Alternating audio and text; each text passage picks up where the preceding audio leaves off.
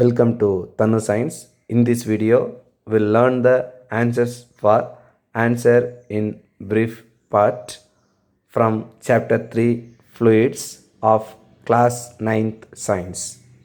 Question number 1. On what factors the pressure exerted by the liquid depends on? Consider this is a liquid. இது ஒரு லிக்விட்னு வச்சுக்கலாம்.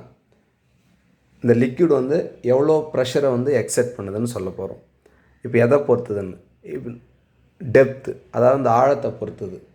அதுக்கப்புறம் density. So ஒவ்வொரு லிக்விடுக்கும் ஒரு density இருக்கும். அடுத்து டென்சிட்டியை பொறுத்தது. அடுத்தது அந்த பிளேஸில் இருக்கிற ஆக்சலரேஷன் டியூ டு கிராவிட்டி, அந்த ஸ்மால் லெட்டர் ஜின்னு சொல்லுவோம்.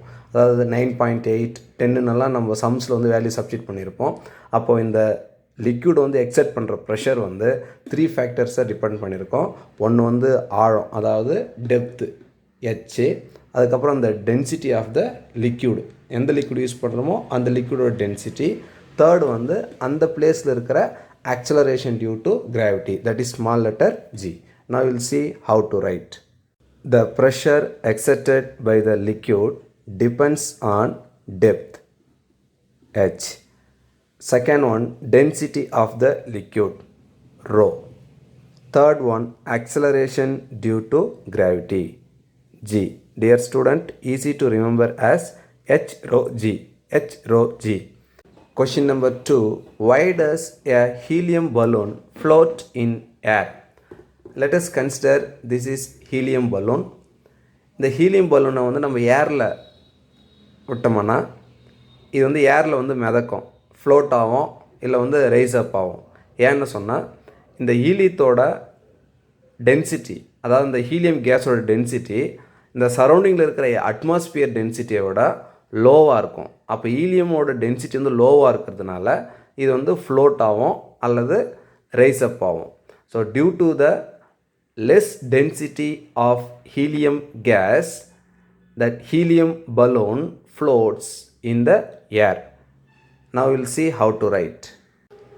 Helium is much less denser than ordinary air, which gives them buoyancy and thus float in air. Question number 3, why it is easy to swim in sea water than in river water? This question is modified from our book because easy to swim in sea water when compared with the river water.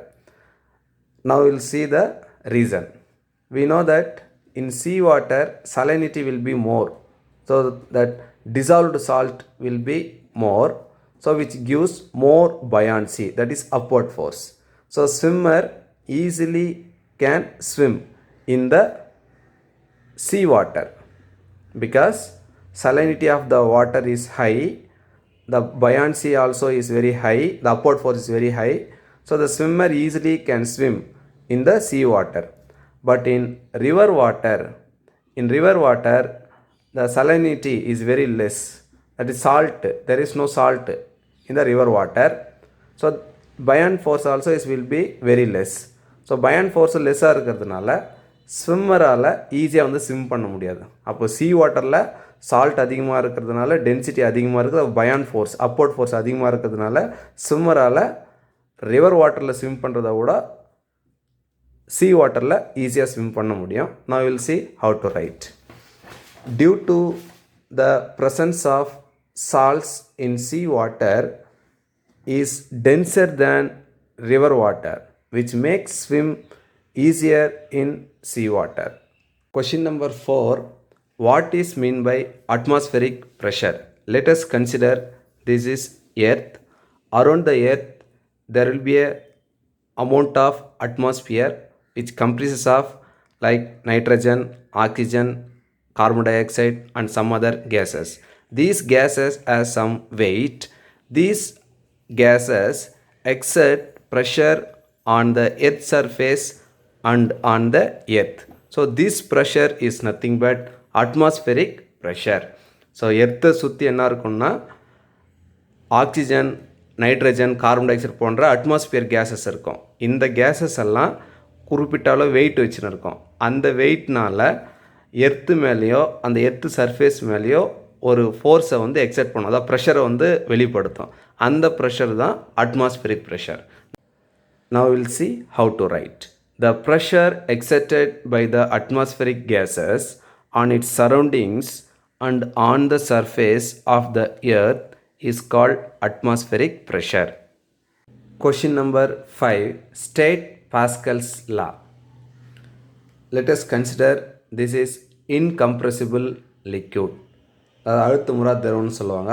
இந்த incompressible லிக்யூடில் external pressure, so ஒரு இடத்துல வந்து ஒரு external pressure வந்து apply பண்ணுறேன். அந்த external pressure வந்து ஈக்குவலாக வந்து எல்லா இடத்துக்கும் வந்து டிஸ்ட்ரிபியூட் ஆகும். ஸோ அதுதான் pascals law. So pascals law states that the external pressure applied on an incompressible liquid is transmitted uniformly through out the liquid. இப்போ இந்த டயக்ராமில் இது இன்கம்ப்ரெசிபிள் லிக்யூட்னு வச்சுப்போம். இந்த பாயிண்டில் நம்ம என்ன பண்ணுறோம்னா ஒரு எக்ஸ்டர்னல் ப்ரெஷர் வந்து அப்ளை பண்ணுறோம். அந்த எக்ஸ்டர்னல் ப்ரெஷர் வந்து ஈக்குவலாக வந்து டிஸ்ட்ரிபியூட் ஆகும் through out the liquid. So that external pressure applied on an incompressible liquid is transmitted uniformly throughout the liquid. Now we will see how to write. Pascal's law. The external pressure applied on an incompressible liquid is transmitted uniformly throughout the liquid. Thank you, students.